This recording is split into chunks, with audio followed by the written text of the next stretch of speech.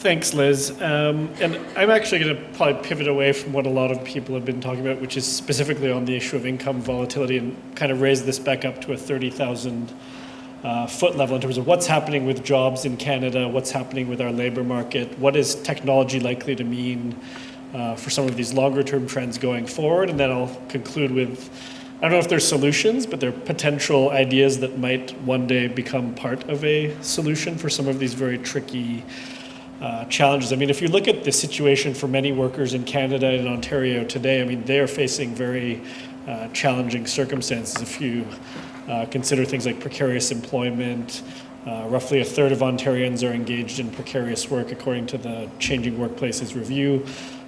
United Way puts that number up around 50% of workers in the GTHA who are engaged in jobs with some element of precarity. I mean, there's a slight definitional distinction between those two categories. 6 million Canadians bypass dental care every year because they can't afford it. So I mean, there's all kinds of troubling indicators that our social programs and policies aren't really fit for the purpose of today's day and age. So that's what I'm going to briefly touch on now. So I mean, everybody's familiar with this idea of income inequality. If we look at Canada, we're kind of on track with the OECD average when it comes to income inequality over the last 30 to 40 years. That's not necessarily a good thing, but in a certain sense, we've kind of stabilized over the last 20 years or so. And if you look at the numbers, there's all kinds of stats you can pull out here. But the top 1% of earners in Canada account for 37% of overall income growth between 1981 and 2010. If we look at wages, researchers at MIT have coined this phrase, the great decoupling. I mean, historically, we were used to economic growth essentially running in parallel with wage growth. We've seen over the past 30 years or so that that's not necessarily the case in Canada or the US. If you look at Ontario, if you're not engaged in a management or a professional position, which you can imagine is many, many people in the economy, your wages have been completely stagnant for the last 20 years, adjusted for inflation. So if you're not in a management role, you're not a professional, your wages have been stagnant for 20 years. You can imagine in that time, housing costs have gone up, childcare costs have gone up, energy costs have gone up. So the average person is really feeling squeezed by these forces. I mentioned precarious work. I mean, we're seeing more and more people engaged in part-time work, more and more people engaged in temporary work. What was the standard employment relationship 40 or 50 years ago, where you'd get a job coming out of school, you'd be in that job for 40 years, you'd have a pension, you'd have benefits, is for very few people now the reality they face when they enter the labor market. So overlaid on all of this is what's happening now with the digital economy. The last speaker mentioned, was Uber making a profit? Forget about Uber. Amazon's not even making a profit nowadays, and they're a $600 billion company. But we're seeing increasingly these big firms like Amazon, Google, Facebook, Netflix, starting to not just take over markets, but really shape access to these markets, crowd out competitors, crowd out innovators in these spaces. And that's creating all kinds of challenges for workers as well. If you can imagine a large company like GM or AT&T 30, 40, 50 years ago, I mean, these were companies employing hundreds of thousands of people. Most of them had those well-salaried, pensioned positions. Corporation like Google employs about 50,000 people today. AT&T had 750,000 employees 50 years ago. If you go to the Google cafeteria out in California, those cafeteria workers don't really work for Google. They're outsourced. They're barely scraping by in one of the most expensive housing markets in the world. I know this isn't a very pro-financial services message I'm bringing, but I was actually much more critical of the financial services industry at our lunch table. So this is actually positive in terms of finance and corporations for me.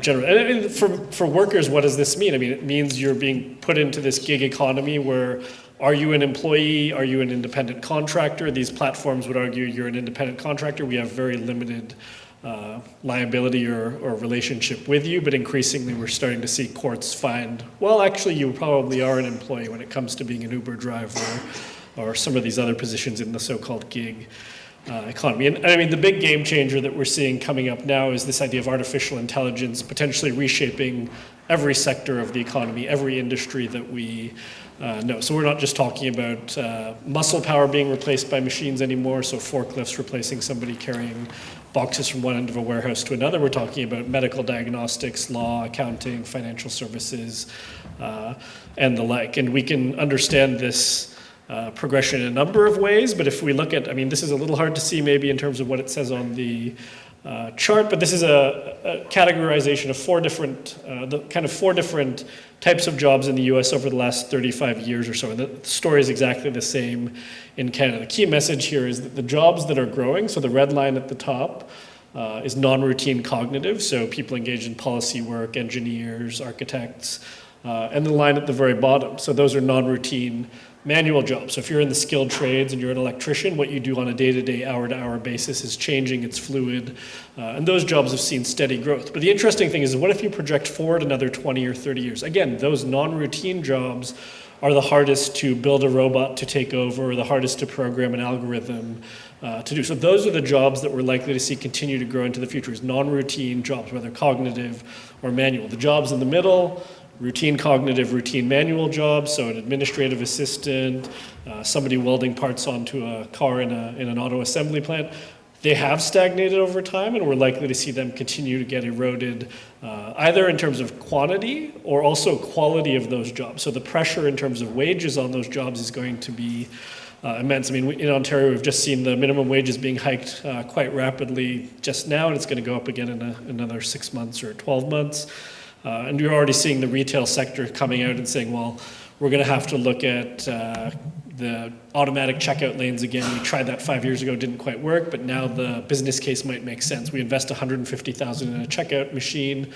Over 5 or 6 years, that pays for itself, and then after that time, we're kind of banking all of that profit. I mean, there are a lot of studies out there from groups like McKinsey, Oxford, OECD, World Bank projecting what will the labor market of the future look like in countries like Canada and the US? And the ranges in terms of current jobs that could be eliminated go from about 5% all the way up to about 50%.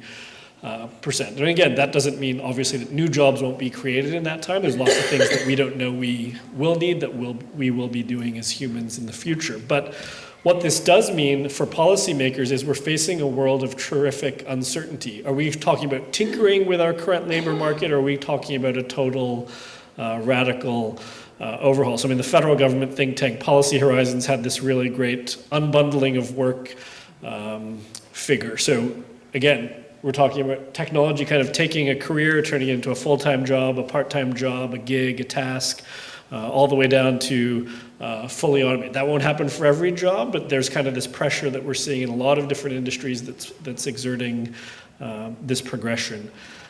So again, what's the impact? I mentioned uncertainty, also pace of change. I mean, historically, when we've seen technologies emerge, they've taken generations potentially to really fully see their impact in our economy. So if you think about our shift from an agrarian society in Canada towards an industrialized society, that really took place over the course of about 100, 120 years. If you look at something like autonomous vehicles, within 5 or 10 years, the 500,000 people who drive for a living in Canada could be out of work, or at least a half of them could be theoretically out of work. More disruption, more volatility, increased need for international coordination as we're seeing these global platforms that aren't housed in Canada, but that are reshaping our markets and that are reshaping our industry. So what are the public policy implications of these types of issues?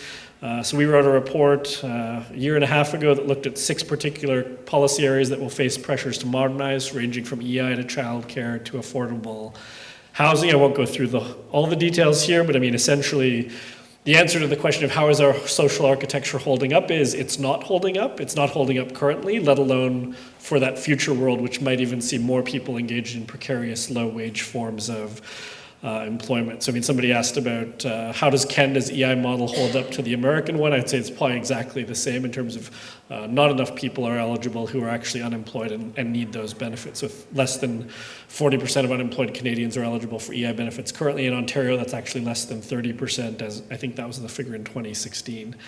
Half of working age Canadians haven't saved or haven't started saving for retirement. Most precarious workers don't have benefits, so they don't have those life insurance, vision, dental type of benefits that somebody in a standard employment relationship would have. Childcare spaces are in short supply. And I mean, Ontario has moved forward with some changes to employment standards legislation recently, but I would say there's still a long way to go to make sure many workers have the protections that they would, or that we feel they potentially should be entitled to. So they always put me at the end of the day, and I'm always very depressing, and then people walk out and say, why wasn't that guy earlier on? And then some of the other speakers might have put a smile on my face, but. So one thing, I mean, we've been talking about recently, and we're hoping to put out a new report on this, is what are the characteristics of programs of the future in this new reality that we're facing, where there's more churn, more upheaval, more turnover in the labor market. So I mean, some of the characteristics we think will be important for social programs moving forward are they delivered digitally so that we're increasing efficiency, we're reducing transactional costs, we're being kind of more targeted, more spot on with when we're hitting people with these services and when they need them. Are they clearly focused on the outcomes that we think require policy action? So are we giving people skills training that's actually relevant? They're not just going and getting a resume workshop and then walking out and saying, okay, well, I waited 6 months for that. That's not really helping me find a new job. Are we evaluating programs for effectiveness and impact? Are we customizing them? Are we designing them flexibly? And are we integrating them with other delivery partners? So whether that's at the federal level or federal provincial municipal, or with the private sector. So I mean, a couple of examples of programs that display most, if not all, of these characteristics. I mean, you may have heard of Singapore's Skills Future program. It's introduced, I think, 1.5 to 2 years ago. The idea there is it's a digital platform, gives anybody in Singapore access to learning resources when they're looking at what kind of career to enter or a new career that they might be considering. It provides integrated training supports, and it also, probably the most interesting piece of this is it gives each person in Singapore an individualized credit of $500 that they can personally choose to use in whatever training endeavor they feel would be appropriate for them. So they're not going through a big bureaucracy of government to say, I need some training dollars, please give that to me.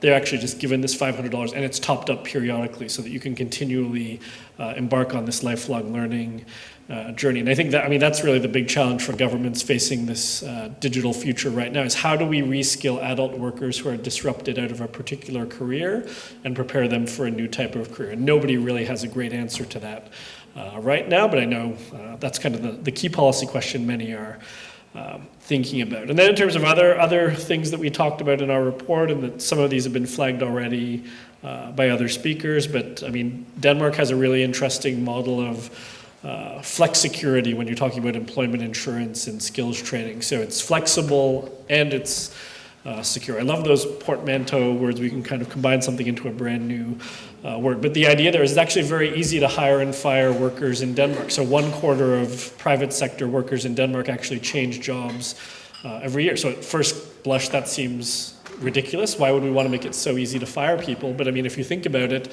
why should government protections hold back a business from making a decision operationally that it feels is in its best interest in terms of profitability and moving forward?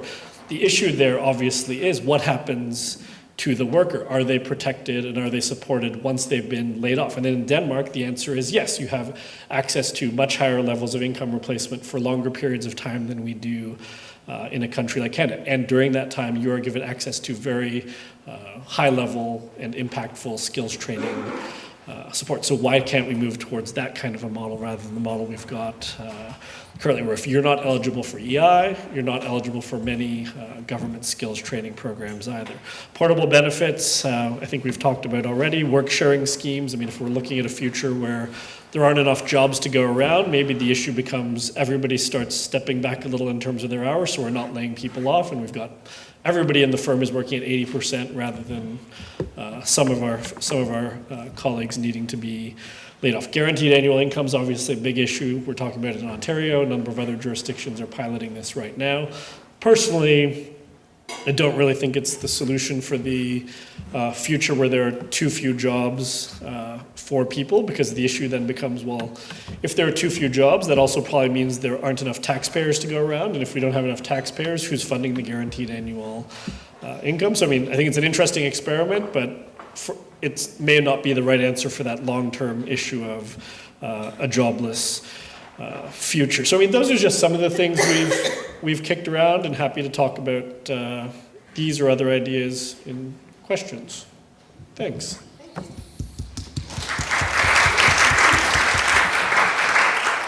Thanks very much, Sunil. I'm going to take the person with the microphone's prerogative. Sure. And ask the first question, if you don't mind. So I think everybody who's been in government understands that there's only so much bandwidth to tackle some of these major new initiatives that kind of you've outlined here, or major restructurings of existing large programs. And there's only so much just kind of people bandwidth, but also political capital to spend. When you change things like EI, you can spend an awful lot of your political capital. So having looked across this landscape and done your assessment at Mowat, if you had to tell the federal government and a provincial government where they should start and what was job one, what would you tell them? I would probably say it's the EI piece. I mean, that program is just, in terms of if you look at what was it intended to do and what's it actually doing now, that has the biggest gap of any program we probably have in Canada right now. But you're right, there's a lot of institutional inertia around any big transformation. And when you talk to politicians about these issues around the future of work and where are things going, a lot of them say, well, this is all really interesting and kind of scary, but there's a lot of uncertainty. We don't know what to do. So it's almost easier just to do nothing and hope either this isn't as bad as it seems, or the next government, the next minister will have to deal with it. So that's why I almost think it's, when we talk about the future of work, it's much more relevant. Let's talk about the present day of work. What are the issues facing workers today? Because we know those are challenges for many people today. And if we fix those issues today, that will also help people invariably in that more uncertain future. So I think EI is probably the biggest piece of the puzzle, but childcare is not very far behind. I mean, the federal government's talked a lot about gender equality and advancing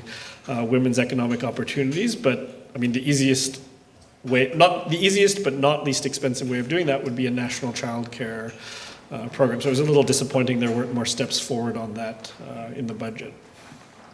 Okay, thank you. Okay, we'd like to open it up for questions from the floor. We've got quite a bit of time.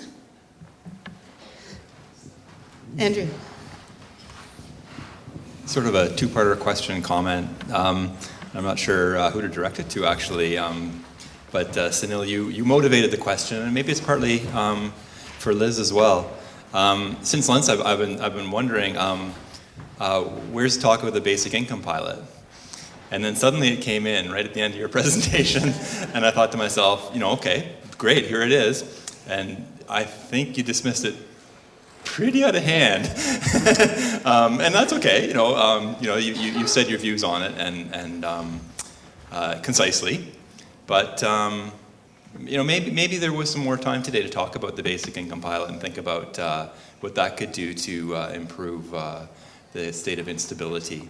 Especially, you mentioned among other programs, you talked about transactional costs, and you mentioned uncertainties, and you mentioned the conditions and the clawbacks, and that's also one of the things that the Ontario Basic Income Program is to do, is sort of to provide a new home for all of the benefits that are difficult to access now, beyond sort of a future of more beneficiaries because there's less work. So I don't know, because I don't know if is that a question or a comment or an invitation to there's definitely a question there. Yeah. So to be clear, when I was dismissing the idea, I'm dismissing it in a world 30 to 40 years from now where the problem is not enough jobs to go around. Well, solution is we'll give everybody a basic income. That, I don't think it won't bridge that gap. I do think right now there is value in looking at a basic income for a portion of the population. So for, let's say 10 or 15 or 20% of the population. And I think it would address issues around income volatility. It would enable people to take up more volunteer roles. It would help people in terms of childcare responsibilities. So I think there's huge value in it, administratively, from an efficiency perspective in the shorter term. I just don't think it's the answer to that jobless future issue, unless we start taxing these big global platforms at the rates they should be taxed, and that revenue comes back to Canada. And I think that's the big open challenge for that in that distant future. I don't know, Liz, do you want to?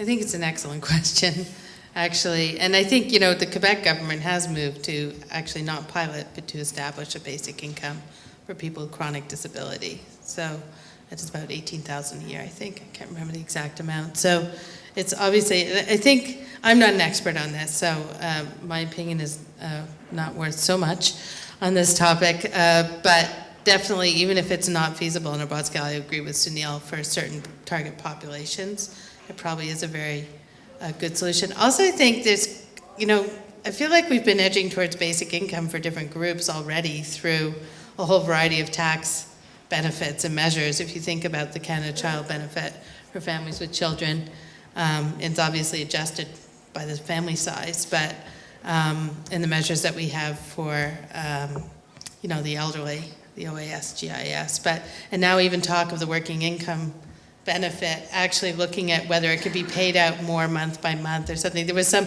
rather cryptic allusion in the budget to not having it just come out in a one-time payment. So you're essentially talking about creating a bit of an income stream, and I suspect that that's a benefit that they will be looking to beef up over time if it's the same government going forward, because it is about creating a stable stream, at least partially, of income for people who are working poor, who probably have a lot of volatility. So I think, there's all sorts of little moves here and there, and they're disconnected, but I think we've been edging in that direction for a long time. We've just been leaving out some groups. Basically, single adults who are low income have been completely left out of that picture.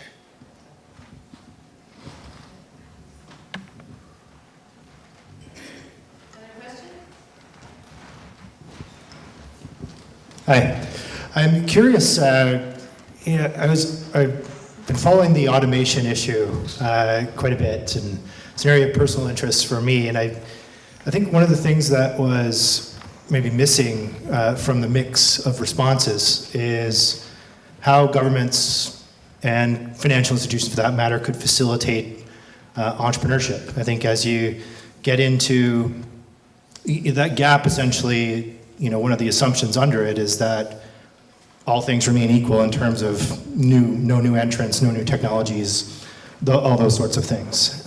So it's rarely the case that is the case. So what role does entrepreneurship play in the policy mix here? So, I think it's huge, and you're seeing governments around the world are rushing into this AI space because everybody wants to be the global leaders, whether it's China, the US, Canada has invested heavily in things like the Vector Institute. There's a big first mover advantage on this technology right now, and if we can attract investment, if we can build those next 5 or 10 great AI firms in Canada, that's wonderful. And that could generate very high paying jobs, that could have spin-off effects across the entire economy. So I didn't speak to that because I was more focused on the social policy angle, but I 100% agree. Entrepreneurship is a huge part of the future. We don't necessarily think there might be jobs for people to walk into, but that doesn't mean you can't create your own jobs and create jobs for other people by being an innovator. It's not my particular area of expertise in terms of how can government best promote entrepreneurship, but I know it's something that many governments are trying to do to varying levels of success. If you look at a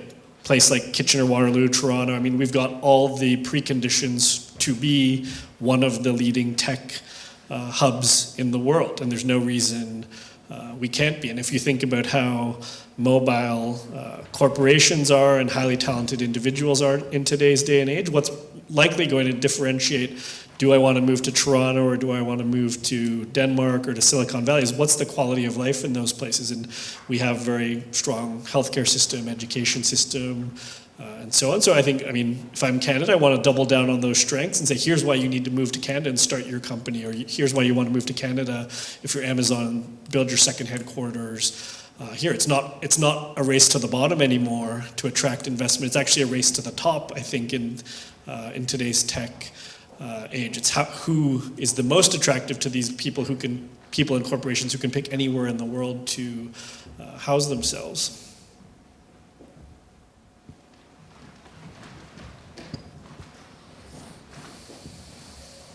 You alluded to your, frustration with the financial services industry in Canada over lunch, but you didn't mention any of it in your presentation. So Perhaps maybe you could mention just one or two things you think the financial services industry in Canada could be doing better to serve Canadians' financial stability better. I don't know, do people at my table think I should say what I said at the table? Or am I was just kind of offhandedly remarking that, we live in a society which is just so consumeristic, and banks and many others play a heavy role in promoting that. Every time I log into my bank account online, you're eligible for a $5,000 credit line increase, your Visa can go up by another $3,000. It's obviously not banks driving this consumer mentality, but they're certainly facilitating it. So when we bemoan the fact that people are taking on more and more consumer debt, I know banks are in the money-making business, but I think there's also a bit of corporate social responsibility. Let's maybe not give people all the alcohol they can drink at the bar and then say, why are there so many drunk people stumbling around on the streets? I think there's a line that can be drawn around, well, maybe we don't need to offer this person more and more services at higher and higher interest rates. So I'm probably going to get dragged out of here in about 5 seconds. But it was more, this isn't caused by banks, but banks are certainly a facilitator of a much bigger issue in our consumer-driven society, where everybody's always looking at how can I buy the bigger house, buy the nicer car. And that's a big cultural issue I think we have, which kind of leads to a lot of these issues. Not all of them. Obviously some people, it's an income issue, but for some people, it's definitely it's a spending problem. It's not an income issue.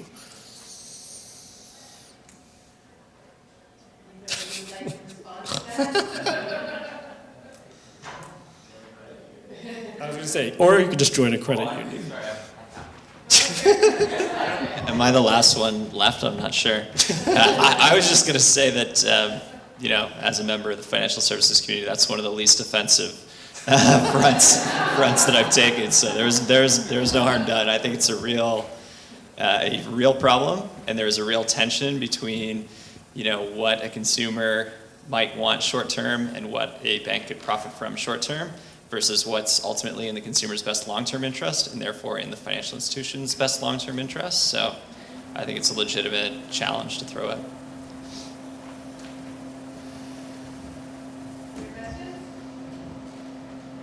Great. Well, thanks everybody. I enjoyed it.